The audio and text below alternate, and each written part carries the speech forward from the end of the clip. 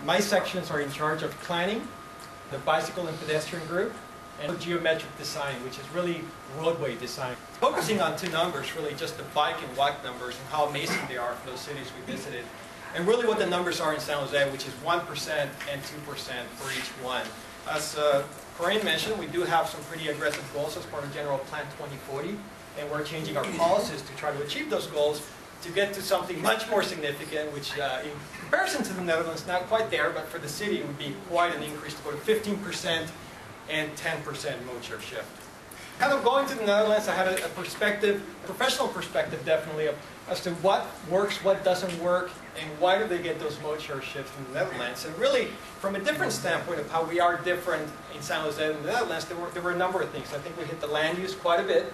There's definitely a culture and historical piece. And also the fact that driving and parking are just very difficult to do, unlike here, which driving and parking is relatively cheap compared to the Netherlands.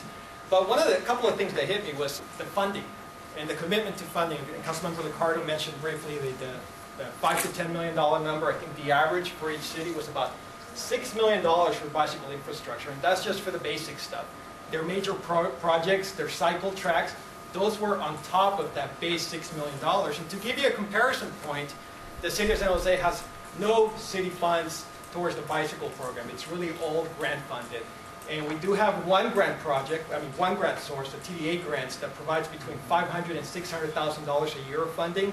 And that's pretty much our given funding each year for bicycle facilities.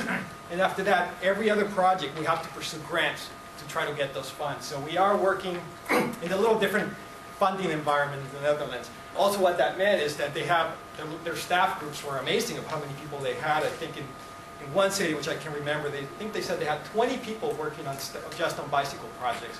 In the city, we have John Versil, who was introduced a little while ago. John does an amazing, amazing job for the city, but he is the only person in the whole city of San Jose who's fully dedicated to bicycle projects and bicycle facilities. So that gives you a little perspective on kind of the funding difference and the funding commitment that comes from each city towards bicycles and bicycle facilities. You look at that mode shift, you look at those differences, and you go, man, that's a little depressing, really. How do we get from point A to point B? But really, there were also some similarities that we noticed, and things that we could pull from that. If you look at Netherlands in the 50s, and a couple of the jurisdictions, maybe 3 of them mentioned this, that in the 50s, they really were becoming an auto-oriented society. There's a big car boom. Suburbs were starting to grow out a little bit, and there were a lot more large commutes, longer commutes, and some major road construction was happening.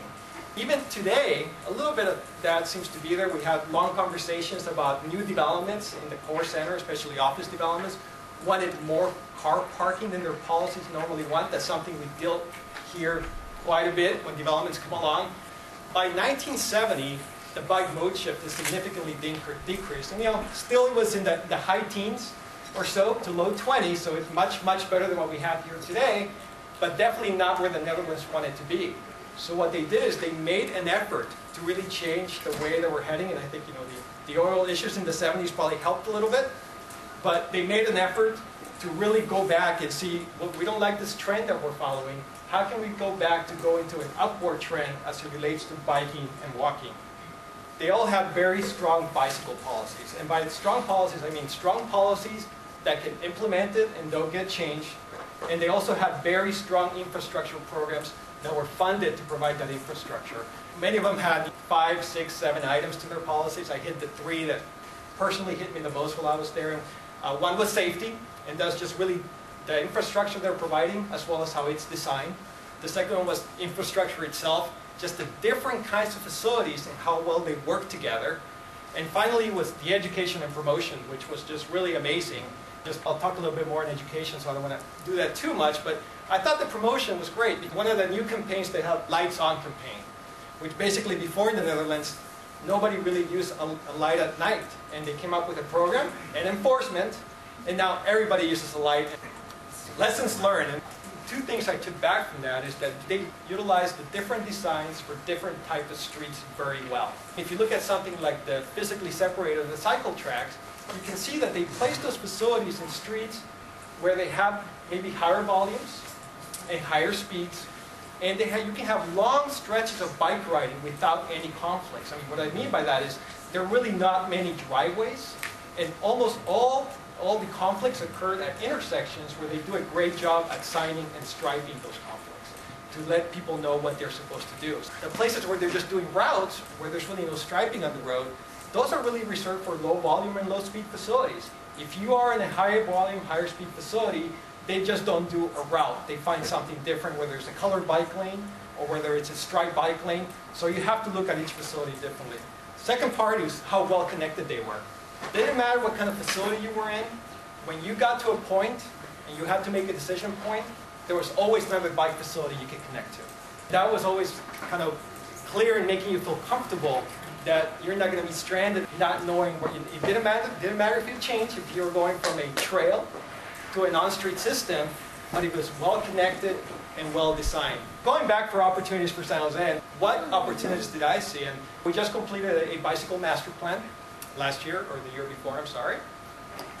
I think one of the things we need to go back as we're developing our 3-year work plan for the bicycle master plan is determining what is the right treatment by street. It's not just enough to say we are going to have a bike facility here and here and here, but what is the right treatment by each one depending on whether it's a local street, a 2-lane street, or a 4-lane street. And each one has to be treated differently to make sure you're making a good connection. I do think we are starting to open our menu of options. We do have a San Fernando colored bike lane project that we are getting, the one Councilmember Licaro brought up, that should be implemented, start implementation in 2012, which is fully funded for a grant project. We're also looking at a River Oaks separated bikeway, physically separated, that is going to connect 2 trails together and hopefully make that trail-to-trail connection between an on-street system. And I think John's currently working on our first 2 bike boulevards. Hopefully we'll have those implemented in 2011, but if not, 2012 at the latest. We're also looking at expanding it. We're submitting a couple of new grant applications for the design of a Branham Lane separated corridor that could make some great connections, as well as a San Pedro downtown corridor that could also make some great connections as well. So the second part was design. I was really amazed at the design and the design elements that they use out there. The first one for me is the intersection design. There's always clear direction and a place for bikes. They never leave you floating on the street to figure out where you need to be. They really give the bicycle the priority. And if not a priority, at least it's equal footing with the vehicle. And you can see those in the way they design the conflicts with right turning cars, or even with the way they place stop signs, that when they're laying those out, they're making sure that the bicycle either has priority or it's equal to the car. I think sometimes we don't do that here. But from opportunities for San Jose, I came back with a kind of goal in mind to change our standards. And we are in the process of modifying our design standards already. And it's going to be an evolution. We're not going to get them all on one time around. But some of the current actions we're taking is that we are modifying our signal design standards. We've got a new grant for a signal detection program, so we can select the best signal detection for bicycles and implement that signal detection on all our primary bike corridors. So that's something we're going to start on work next year. And last, something John's been working on is adding bike boulevard standards. And those are in draft format, are now in place. So we're able to start doing our first bike boulevards in the city. And like I mentioned, we're hopeful that we can get our first 2 implemented next year. If not, it would be the following. We do have a couple of locations, like downtown, which I think currently we have all those uses in the distances we want them. And also North San Jose, which is a work in progress, but it's a near-term work in progress that's moving forward. So there's opportunities where some paint and some signs will do a great job as long as you put them in the right place. In San Jose, we do have a couple of programs. We have a program in place called Street Smarts. It's very successful, and San Jose actually has the highest participation in youth bicycle education in the entire country. So we are #1 on that, and we touch about 23,000 students a year. So it's pretty successful.